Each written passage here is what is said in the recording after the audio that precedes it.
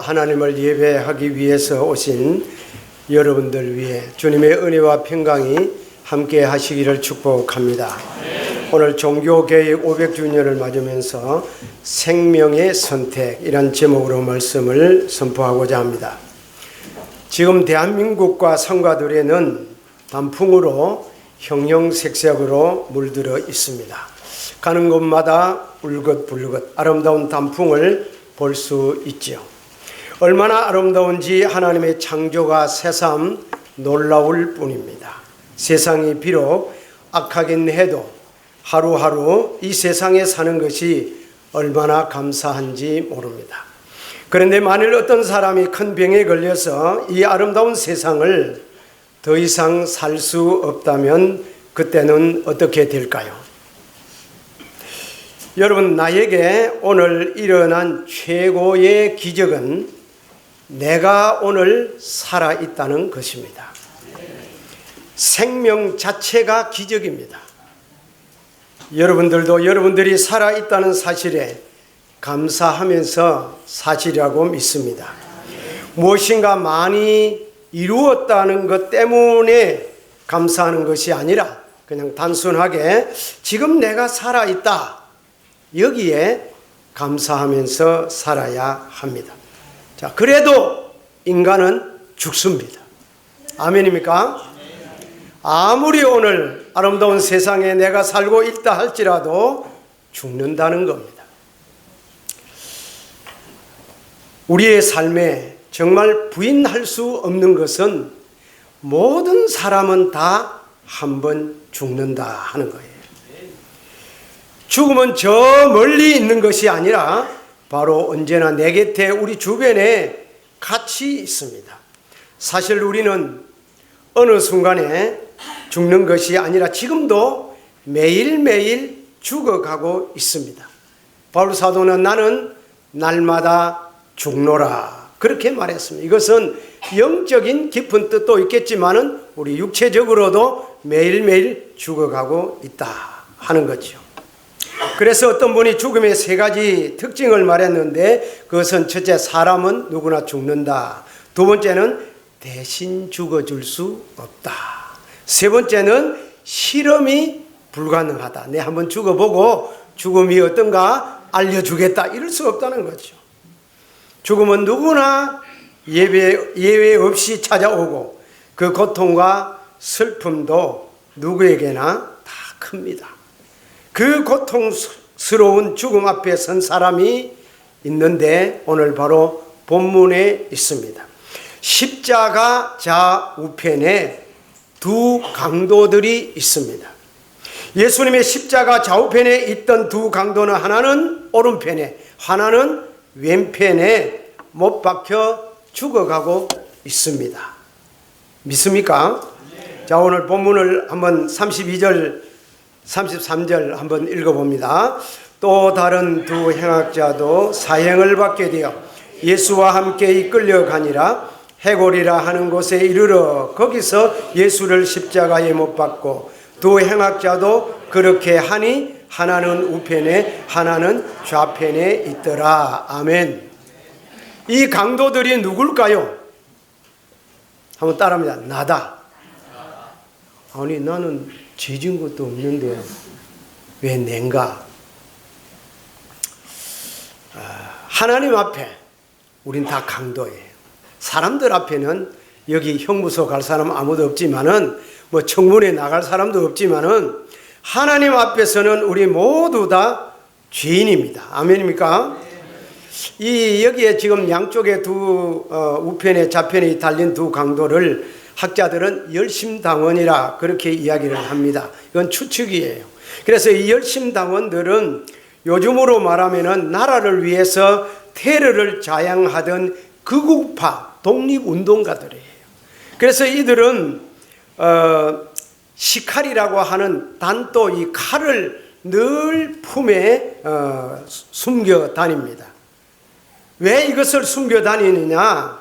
이스라엘 백성들을 식민지로 취급을 해서 지배를 하고 있던 저 로마 사람들을 만나면은 쥐도 새도 모르게 찔러 죽여버리는 거예요.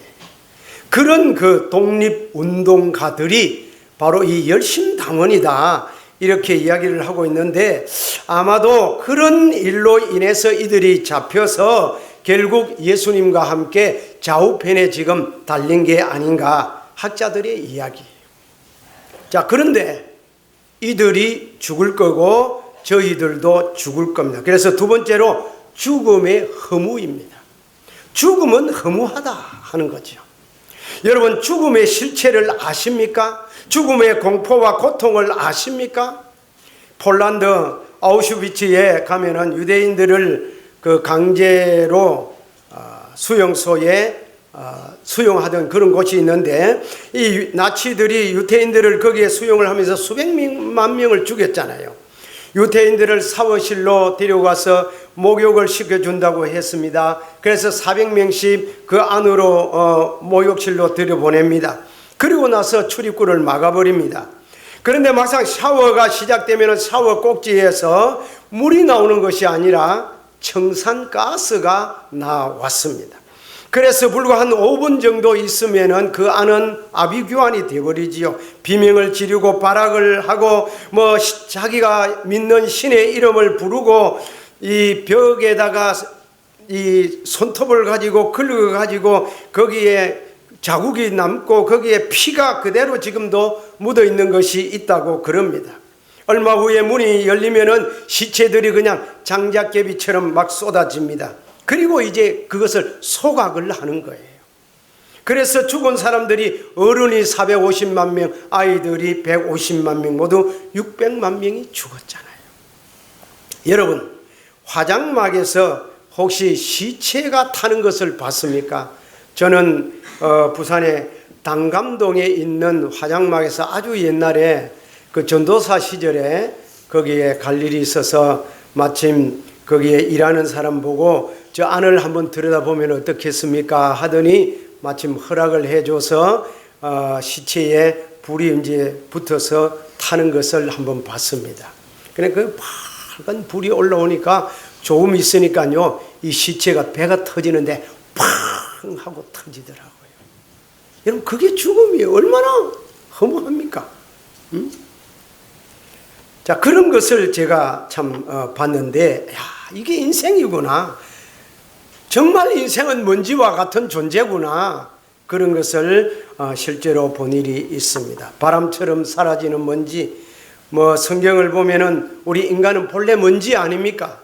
우리가 이 겨울이 가을, 늦가을, 겨울이 되면은 황사로 인해서 우리가 먼지를 굉장히 많이 보게 되는데, 참 이 먼지, 그런데 창세기 2장 7절에 보면은 여호와 하나님이 땅의 흙으로 사람을 지으시고 생기를 그 코에 불어 넣으시니 사람이 생명이 되니라 그랬어요.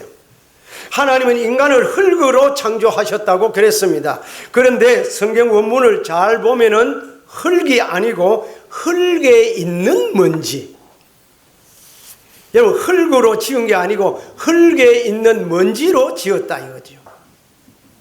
그러니까 이 불어버리면 날아가는 그 먼지, 그런 존재란 말이에요. 그런 존재. 자, 지금 그 죽음 앞에 두 사람이 지금 매달려 있습니다. 두 사람은 지금 숨을 헐떡거리며 서서히 죽어가고 있습니다. 두 손에 박힌 그 못자국을 통해서 쉴 새 없이 몸에서 피가 쏟아져 나오고 있습니다. 흐르고 있습니다. 온 몸에서 고통과 아픔이 밀려옵니다. 정신은 아득하고 죽음은 이제 바싹 다가왔습니다. 죽음 앞에서 두 사람은 아무것도 할 수 없었습니다. 과거에 이들이 잘 나갔는지 모르겠어요. 한때 이름도 날리고 한때 돈도 벌고 한때 사람들에게 존경을 받았는지 모르겠습니다. 그러나 지금 죽음 앞에서 그들의 할 일은 아무것도 없었습니다. 죽음은 이들이 직면해야 할 절체절명의 운명이었습니다.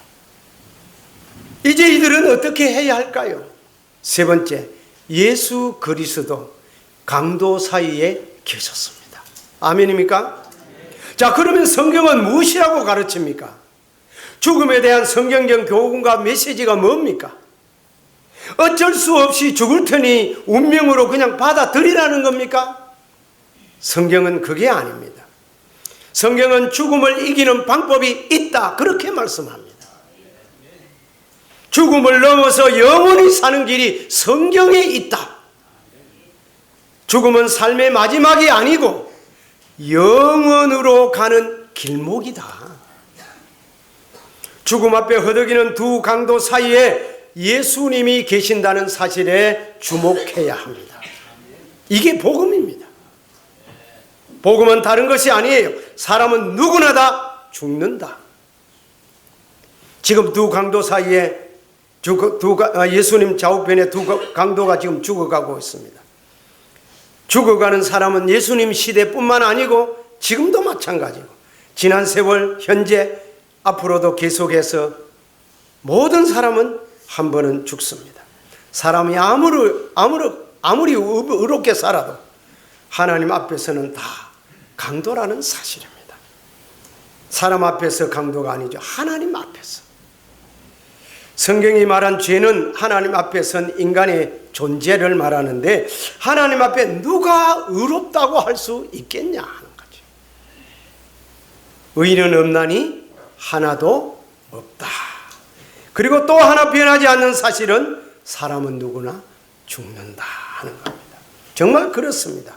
우리는 모두 죄인이요 반드시 한 번은 죽습니다. 이 사실을 아는 것 중요하고 믿는 것 중요하고 준비하는 것 중요합니다. 그런데 그것보다도 더 중요한 사실이 있습니다. 그것은 이 두 강도 사이에 예수님이 계신다는 겁니다. 두 강도 사이에 예수님이 계셔요. 모두 다 죽음으로 가는 길목에 예수님의 십자가가 있다는 사실이에요. 이걸 주목해야 됩니다. 죽어가는 사람들의 실체를 보는 것도 중요합니다. 사람은 누구나 다 죽어요. 그러나 여기에서 머물면 안 됩니다. 여러분, 성경이 가르친 단 하나의 길이 있습니다.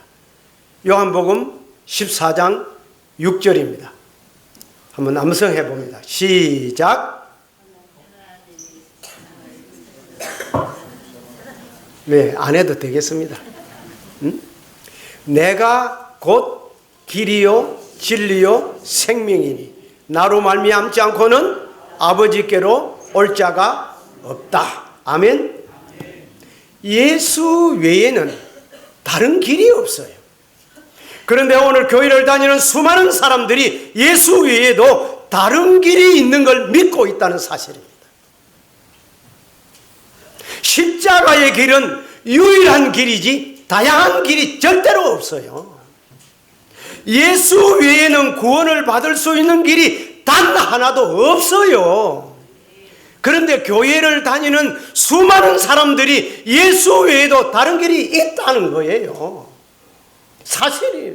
제가 거짓말 여기서 뭐 하려고 하겠습니까? 다른 길이 있다. 여러분, 부천 시민교회 사람들은 없다고 하는 줄 아세요?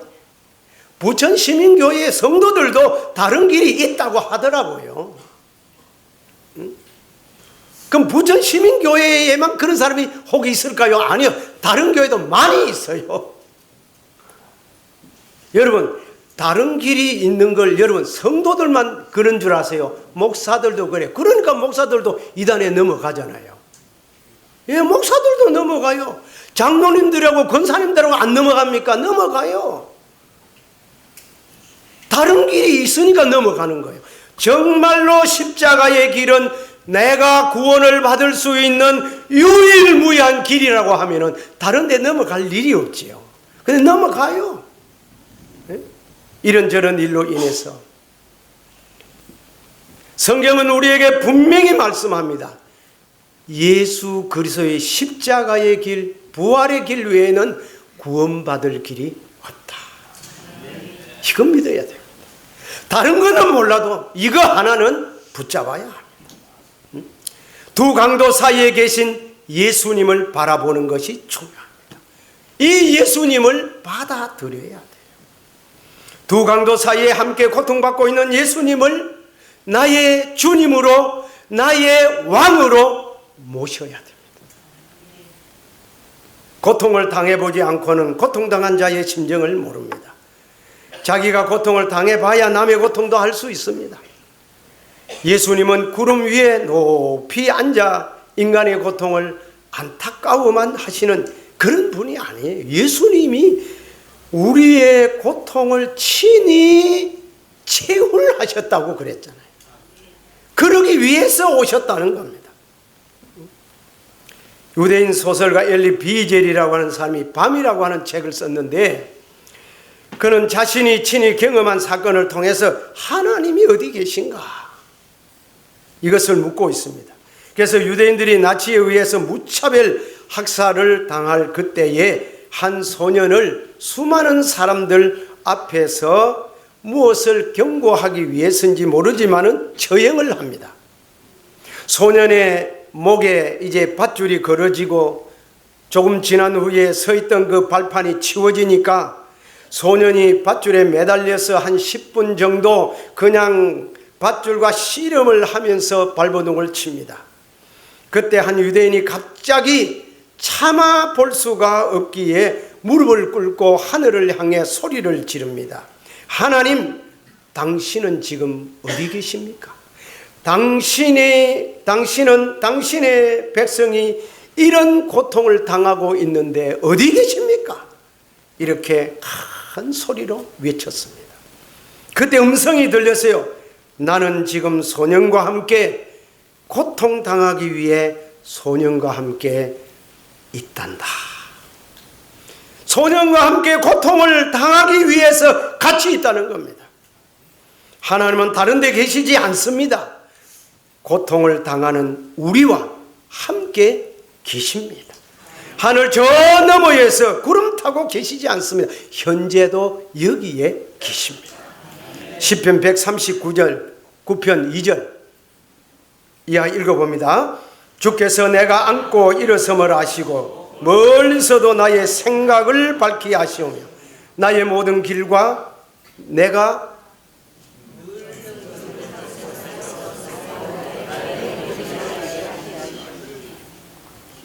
여호와여 내 혀의 말을 알지 못하시는 것이 하나도 없으시니다. 아멘. 하나님은 인간의 모든 것을 아시며 함께 하십니다. 시편 121편 3절 이하에도 보면 이렇습니다. 여호와께서 너를 실족하지 않게 하고 졸지도 않으시고 주무시도 않으시고 항상 그늘이 되어 주시고 상하지도 않게 하시고 해치지도 않으시고 환난을免케 하시고 영혼까지 지켜주시는 하나님이시라고 시인은 노래하고 있습니다. 여러분, 졸지도 주무시지도 않으시고 앉고 일어섬과 생각까지도 아시고 지금도 상하지 않도록 우리를 보호하고 계시는 분이 영원토록 우리와 함께 하시는 그 하나님이 독생자 예수 그리스도를 보내주셨습니다. 왜 보내주셨습니까? 우리와 함께 계시기 위해서, 나와 함께 하기 위해서. 왜? 인간의 고통을 친히 당하려고. 예수님이 친히 오셨습니다. 예수님은 다른 분이 아니라 우리와 함께 하시기 위해서 오신 성자 하나님이십니다. 그는 33년 사람의 고통과 함께 사셨습니다. 그 고통의 극치가 바로 십자가입니다. 십자가는 고통당하는 사람과 함께 하시는 하나님 사랑의 표현이에요. 자, 네 번째, 누구나 십자가 가까이에 있다는 사실입니다. 십자가 가까이. 그런데 단지 예수님 옆에 있다고 구원받는 것은 아닙니다. 예수님 옆에, 예수님이 가운데 지금 계시고 양쪽에 좌우편에 두 강도가 있는데 예수님 좌우에 있다고 구원받는 것은 아니란 말이에요. 그렇다고 하면은 오늘 교회에 나와서 예배 드리는 자리에 앉아 있다고 구원받는 게 아니란 말이에요. 이해됩니까? 그런데 너무나도 많은 사람들이 그런 줄 알아요. 가족의 대표가 예수 믿으면 가족이 몽땅 다 가는 줄로 여기고 살아요.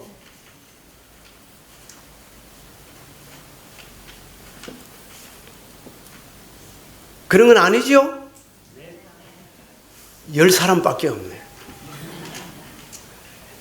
정말 여러분, 예수 외에는 다른 길이 없어요. 십자가 가까이에 있다고 해서 여러분 덕분에 덤으로 받는 거 절대로 아닙니다. 마태복음 27장 44절에 함께 십자가에 못 박힌 강도들이 이와 같이 욕하더라. 교회에 온다고 여러분 구원받는 것도 아닙니다. 예수님을 영접하고 구주로 왕으로 모셔야 구원을 받는 줄 믿습니다. 강도들도 지금 읽은 말씀에 보니까 둘 다 똑같이 욕했잖아요. 예? 함께 욕하더라. 둘이 다 욕했어요. 오른쪽이 사람이나 왼쪽 강도나 둘이 다 똑같이 욕했단 말이에요. 응? 예수님을 똑같이 부인하고 똑같이 욕했어요. 그런데 나중은 어떻습니까? 한 사람은 구원받고 한 사람은 지옥 가고. 오늘 수많은 사람이 교회 오는데 어떤 사람은 구원받고 어떤 사람은 지옥 가는 거예요. 이웃 사람 때문에 내가 등달아서 같이 갈 수가 없어요. 아버지가 예수 믿는다고 가족을 다 끌어갈 수도 없고 어머니가 예수 믿는다고 가족을 다 끌어갈 수가 없어요. 구원은 개인입니다. 개인이에요. 처음부터 믿음 좋은 사람이 없고 처음부터 구원받은 사람이 없어요. 우리 중에 누구도 처음부터 다른 사람보다도 믿음이 좋거나 구원을 받는데 훨씬 더 가까이 있거나 이런 거 없어요. 우리 중 누구든지 다 태어날 때부터 영적으로나 육적으로나 똑같아. 우리는 십자가 앞에 똑같은 로마서 3장 23절에 죄인인 줄 믿습니다. 모두 죄인이요. 죄를 지어도 똑같이 지었어요. 우리 모두는 똑같은 자격으로 십자가 앞에 서 있습니다. 십자가의 거리는 누구에게나 똑같아요. 여러분, 오른쪽 십자가가 예수님에게 더 가까이에 비스듬하게 눕혀졌거나 왼쪽 강도의 십자가 더 멀리 눕혀졌거나 그런 거 없어요. 둘 다 똑같은 거리에 있어요. 이게 가깝든지 멀든지 똑같은 위치에 있어요. 그러니까 저와 여러분들도 예수님과의 거리가 처음부터 달라요? 같아요? 똑같아요. 십자가의 거리는 누구나 똑같습니다. 이것이 우리에게 희망이요 구원의 길입니다. 우리가 가진 최고의 소망은 누구나 똑같이 십자가 앞에 있고 거리도 똑같다 하는 거예요. 그래서 예수님은 누구에게나 열려있는 분입니다. 그런데 오른편 강도는 예수님을 택했고 왼편 강도는 예수님을 버렸습니다. 선택의 주도권은 강도들 자신에게 있었어요. 한 강도가 예수님을 선택할 때 예수님이 거절하신 적이 없고 다른 강도가 예수님을 거절했을 때 예수님이 그러지 말라 말린 일도 없어요.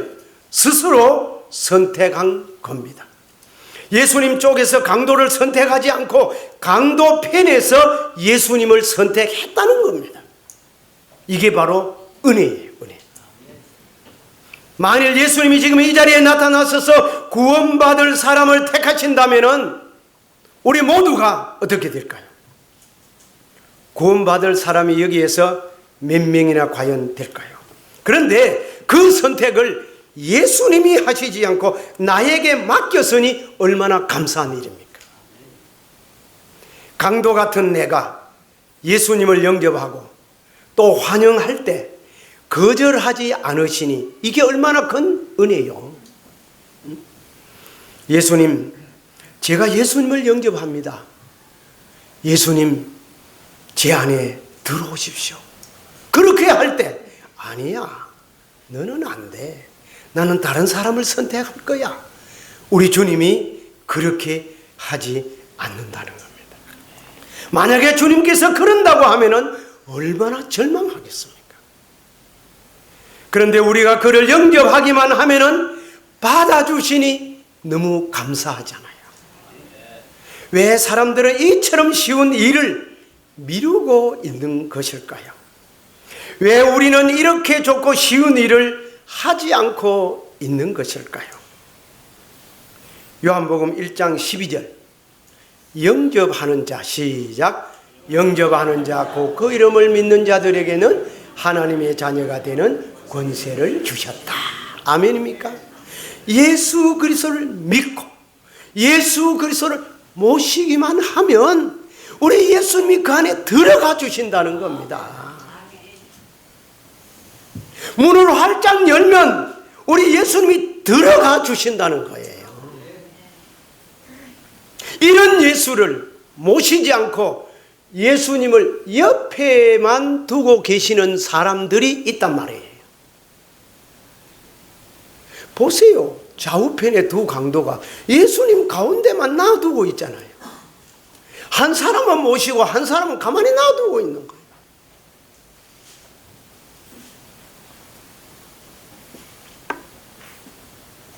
예수님을 우리가 가운데 두고 있는 두 강도를 보세요. 왼편 강도를 한번 볼까요? 39절 시작. 달린 행악자 중 하나는 비방하여 이르되 내가 그리스도가 아니냐 너와 우리를 구원하라.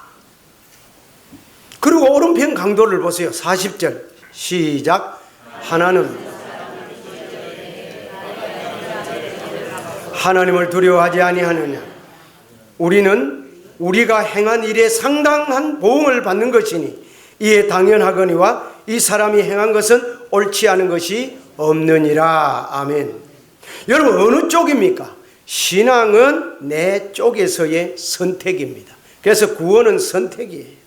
생명이신 예수님을 선택하는 것이 구원인 줄 믿습니다. 생명을 주고 안 주는 것은 하나님 아버지께 달려 있습니다. 그러나 달라고 할 책임은 나에게 있는 거예요. 예수님의 생명을 받아들이고 안 받아들일 자유가 나에게 있단 말이에요. 생명은 그래서 선택입니다. 물론 성부 하나님께서 그리스도 예수 안에서 창세 전에 택함을 받은 자들이 때가 되면은 예수 그리스도를 모시는 줄 믿습니다. 여러분 한번 보세요. 가인과 아벨은 누구의 아들입니까? 아담의 아들들입니다. 그런데 둘 다 죽었습니다. 아벨은 죽었지만은 생명을 얻었어요. 그래요, 안 그래요? 아브라함과 롯 둘이 다 순례자들입니다. 아브라함은 가나안을 택하고 롯은 소돔을 택했습니다. 결국 아브라함만 그 땅에 살아남았습니다. 다윗과 사울 둘 다 이스라엘의 뭐지요? 왕입니다. 그런데 다윗은 하나님을 택하고 정의를 택했고 사울은 하나님을 택했다가 불의를 택했습니다. 결국 두 사람 다 죽었어요. 그런데 오늘 우리에게 누구만 남아있습니까? 다윗만 남아있습니다. 베드로와 가룟 유다 여러분 알지요? 베드로 가룟 유다 압니까? 예, 베드로 가룟 유다 둘 다 주님을 부인했어요. 둘 다 부인했는데 베드로는 회개를 하고 유다는 자살을 했어요. 맞습니까? 생명은 누구에게 돌아갔어요? 베드로에게 돌아갔습니다.